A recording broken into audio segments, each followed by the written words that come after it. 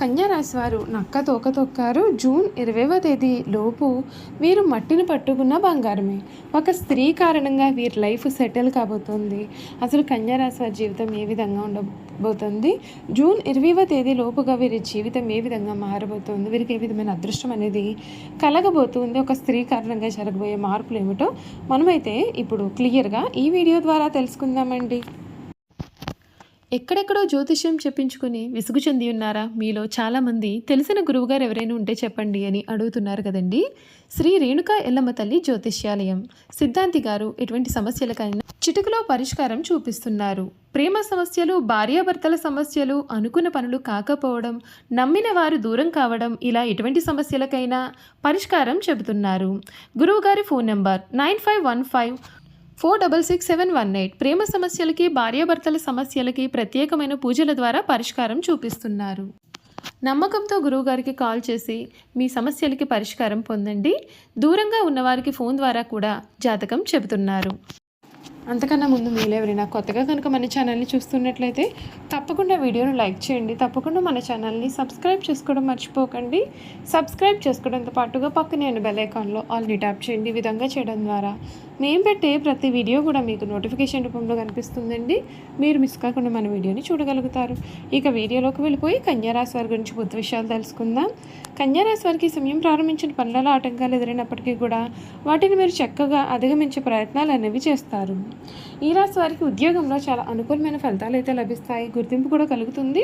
పెద్దల నుండి మంచి ప్రోత్సాహం లభిస్తుంది. ఆర్థికంగా పైకి ఎదుగుతారు. భవిష్యత్తును దృష్టిలో ఉంచుకుని పొదుపు ముఖ్యం. ఆటంకాలు ఎదురైన బుద్ధిబలంతో అధిగమించండి. వ్యాపారంలో నష్టం రాకుండా జాగ్రత్త పడండి. గణపతి ధ్యానం మీకు శుభప్రదమైన ఫలితాలు అందిస్తుంది. మనోబలంతో ముందుకు సాగాలి. ఒక వార్త మీకు కొంచెం మనస్తాపాన్ని కలిగిస్తుంది. ఆరోగ్యాన్ని నిర్లక్ష్యం చేయవద్దు. శివారాధన చేయాలి, మేలు జరుగుతుంది.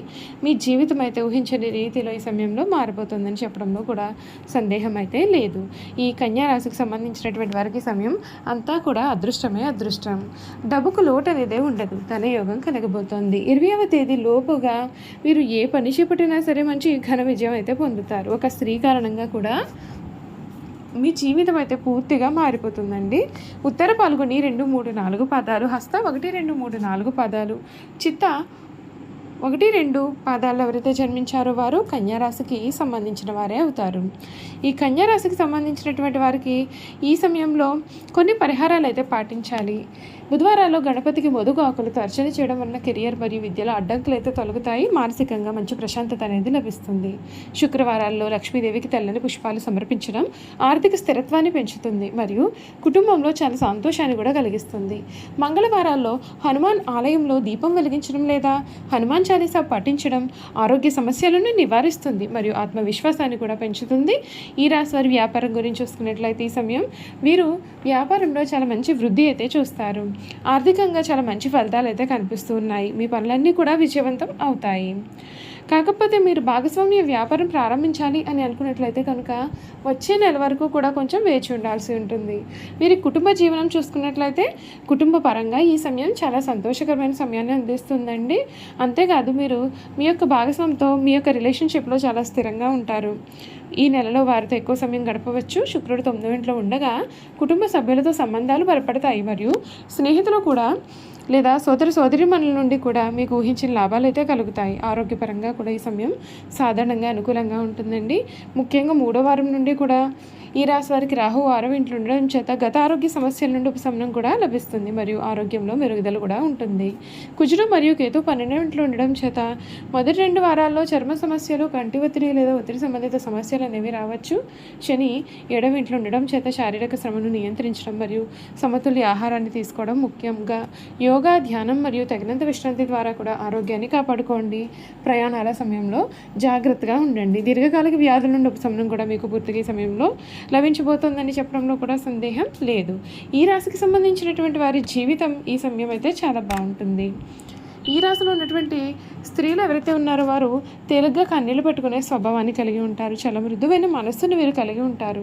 ఆవేశానికి ఉక్రోషానికి లోనవుతూ ఉంటారు. ఈ రాశి వారికి ధైర్యం కొంచెం తక్కువ అనే చెప్పాలి. ఆహారం మీద వీరికి చాలా ఆసక్తి ఉంటుంది. తమ ఇష్టాయిష్టాలకు ప్రాధాన్యత ఇస్తూ ఉంటారు. వీరు కుటుంబ అవసరాలకు పెద్దపీట వేస్తారు. ఎక్కువ భౌతిక విషయాల మీద దృష్టి పెడతారు. పని ప్రారంభించే ముందుగా 10 సార్లు ఆలోచిస్తారు. పని చేస్తే ఏ విధంగా ఉంటుంది, ఫలితం ఏ విధంగా వస్తుంది అని బేరీజు వేస్తారు. అలా అన్ని విధాలుగా కూడా ఆలోచించిన తర్వాత పని ప్రారంభిస్తారు.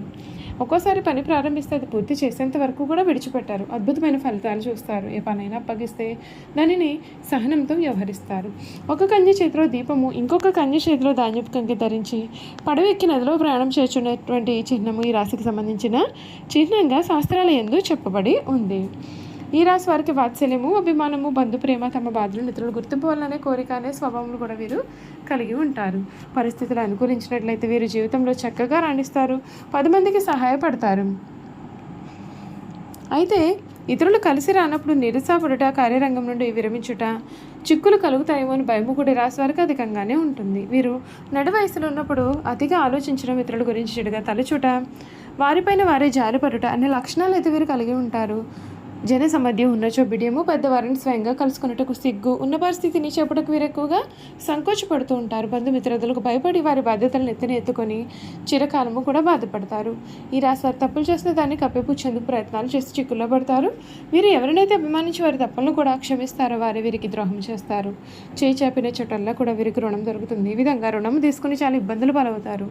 ఈ రాశి వారు ఎక్కువగా వడ్డీ వ్యాపారాలు చేస్తూ ఉంటారు.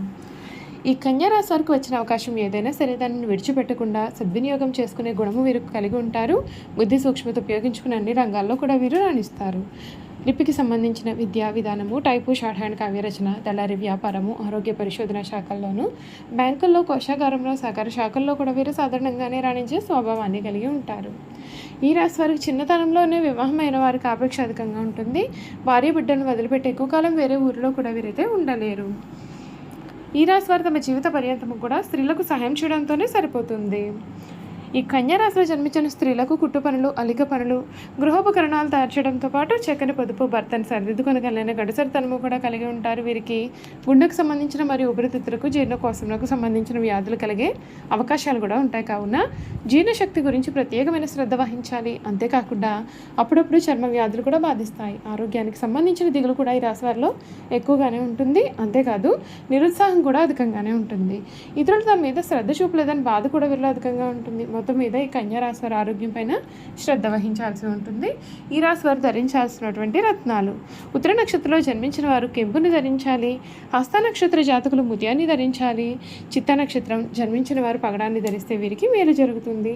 చూసారు కదండి, ఈ కన్యా రాశి వారి గురించి క్లియర్గా తెలుసుకున్నాం కదా. ఈ వీడియో కనుక మీకు నచ్చినట్లయితే తప్పకుండా వీడియోని లైక్ చేయండి. తప్పకుండా మన ఛానల్ని సబ్స్క్రైబ్ చేసుకోవడం మర్చిపోకండి. సబ్స్క్రైబ్ చేసుకోవడంతో పాటుగా పక్కనే ఉన్న బెల్ ఐకాన్లో ఆల్ని ట్యాప్ చేయండి. ఈ విధంగా చేయడం ద్వారా మేము పెట్టే ప్రతి వీడియో కూడా మీకు నోటిఫికేషన్ రూపంలో కనిపిస్తుందండి. మీరు మిస్ కాకుండా మన వీడియోని చూడగలుగుతారు. Thank you for watching.